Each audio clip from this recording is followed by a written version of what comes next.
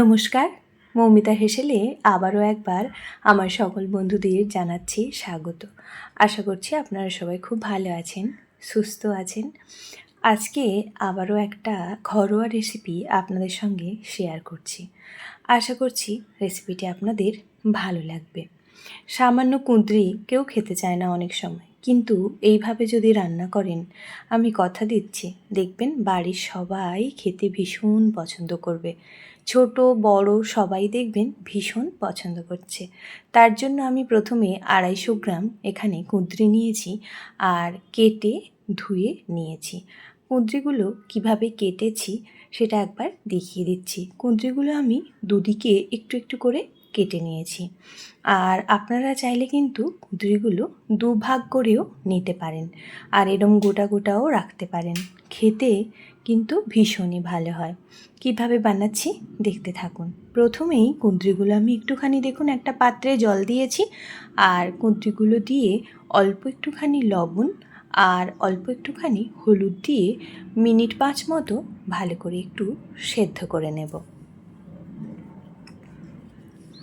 এটা সেদ্ধ বসালাম, আর এদিকে মিক্সিং জার নিয়েছি। তার মধ্যে ঝালের জন্য দিলাম কয়েকটা কাঁচা লঙ্কা, আর দিলাম 1 টেবিল চামচ পোস্ত আর 1 টেবিল চামচ তিল। সাদা তিল, পোস্ত আর কাঁচা লঙ্কাটা দিয়ে কিন্তু আজকে রান্নাটা করব। ভালো করে একটা পেস্ট বানিয়ে নেব।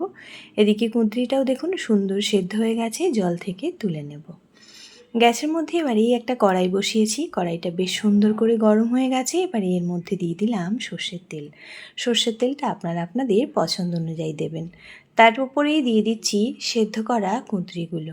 এবারেই গ্যাসের ফ্লেমটা একটুখানি হাইতে রেখে মিনিট 3 মতো কুঁদরিগুলোকে কিন্তু বেশ ভালো করে ভেজে নিতে হবে, যাতে করে কুঁদরির মধ্যে খুব সুন্দর একটা কালার এসে যায়। আর কুঁদরিটা যেহেতু সেদ্ধ আছে তাই একটু হাই ফ্লেমে করবেন, দেখবেন খুব সহজেই কালারগুলো চলে আসবে। দেখুন এরম কালার হয়ে গেলেই কিন্তু এবার আমি তুলে নেব।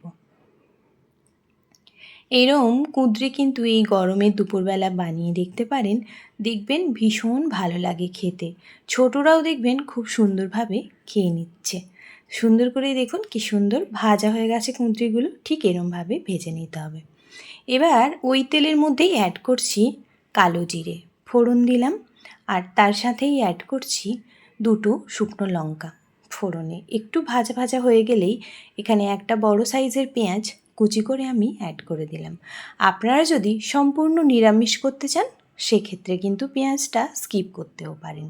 সেক্ষেত্রে রান্নার টেস্ট কিন্তু খুব অদল বদল একটা হবে না, ভালোই হবে খেতে। পেঁয়াজটা দিয়ে কিন্তু বেশ ভালো করে খানিকক্ষণ ভেজে নিতে হবে, যাতে করে পেঁয়াজগুলো খুব সুন্দর সফট হয়ে যায় সেই পর্যন্ত। দেখুন পেঁয়াজটার একটু কালার ধরতে শুরু করেছে, এই পর্যন্ত পেঁয়াজটা ভেজে নিলাম। এবারে এর মধ্যে অ্যাড করছি কালারের জন্য হলুদের গুঁড়ো, আর অল্প একটু কাশ্মীরি রেড চিলি পাউডার ব্যবহার করছি, যাতে করে রান্নার কালারটা বেশ ভালো হয়। টেস্টের জন্য দিয়ে দিলাম লবণ, আর দেব সবজি টেস্ট ব্যালেন্সের জন্য অল্প একটুখানি চিনি। আপনারা চাইলে স্কিপ করতেও পারেন, তবে দিয়ে দেখবেন খেতে ভীষণই ভালো হয়। এবারে এই বেটে রাখা পোস্ত আর সাদা তিল কাঁচা লঙ্কার পেস্টটা দিয়ে দিলাম। দিয়ে খানিকক্ষণ বেশ ভালো করে কষিয়ে নেব, যাতে করে মশলার থেকে তেলটা পুরোপুরি ছেড়ে আসবে আর কালারটাও চেঞ্জ হবে সেই পর্যন্ত। তেল দেওয়ার কারণে কিন্তু আবারও মশলা থেকে একটুখানি তেল ছাড়বে। দেখুন কালারটাও চেঞ্জ হয়েছে আর তেলটাও কিন্তু অল্প অল্প মশলার থেকে ছেড়ে এসছে। এই পর্যাতেই এবারে আমি এর মধ্যে আগের থেকে ভেজে রাখা কুঁদরিগুলো দিয়ে দেব। দিয়ে 1 থেকে 2 মিনিট ভালো করে প্রথমে কষিয়ে নিতে হবে। এখানে বলে রাখি, যে সকল বন্ধুরা আজকে আমার চ্যানেলটা নতুন ভিজিট করছেন, আমার এই রান্নাটা যদি আপনাদের ভালো লাগে তাহলে অবশ্যই চ্যানেলটিকে সাবস্ক্রাইব করে পাশে থাকা বেল বাটনটি প্রেস করে প্লিজ পাশে থাকবেন, যাতে করে যখনই নিত্য নতুন কোনো রেসিপি আমি পোস্ট করব সবার প্রথম আপনাদের কাছেই পৌঁছে যাবে। দেখুন কুঁদরিটাও সুন্দরভাবে কষানো হয়ে গেছে। এবারেই মশলার বাটি ধোয়া জলটা খানিকটা পরিমাণ দিয়ে দিলাম, দিয়ে আবারও মিশিয়ে নেব। আর এরপর কিন্তু 1 থেকে 2 মিনিট মিডিয়াম ফ্লেমে রান্নাটা করে নিতে হবে, যাতে করে মশলার কুঁদরিগুলোর মধ্যে খুব সুন্দরভাবে চলে যায়। আর এই রান্নাতে কিন্তু বেশি গ্রেভি ভালো লাগবে না, তাই অল্প পরিমাণ জল দিয়ে মিডিয়াম ফ্লেমে রেখে রান্নাটা আমি করে নিয়েছি। আর থিকনেসটা দেখুন ঠিক এরকম থাকবে। এর থেকে বেশি শুকনো করলে কিন্তু পুরোপুরি মশলাটা শুকিয়ে যাবে, তাই এই থিকনেসটা রেখেই গ্যাসটা আমি অফ করে দেব। আর দেখতে কতটা সুন্দর হয়েছে সেটা তো দেখেই বুঝতে পারছেন।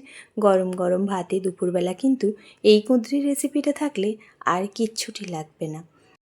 তাই বলবো অবশ্যই বাড়িতে একবার ট্রাই করুন। আর কেমন হলো কমেন্ট বক্সে জানাতে কিন্তু কোনোভাবেই ভুলবেন না। দেখুন ঠান্ডা হওয়ার পর কিন্তু ঠিক এরকম স্ট্রাকচারটা এসেছিল। তাই আপনাদের এই কুঁদরি রেসিপিটা আজকে কেমন হলো অবশ্যই কমেন্ট বক্সে জানাবেন। আর বাড়িতে অবশ্যই একবার ট্রাই করবেন। গরম গরম ভাতের সাথে কিন্তু বেশ ভালো লাগে। এতটা সময় আমার সঙ্গে থেকে আমার এই রেসিপিটা দেখলেন তার জন্য আপনাদের অসংখ্য ধন্যবাদ। ভালো থাকবেন, সুস্থ থাকবেন আর এই রেসিপিটা বাড়িতে বানিয়ে সব্বাইকে খাওয়াবেন। কেমন হলো কমেন্ট বক্সে জানিয়ে যেতে কিন্তু ভুলবেন না।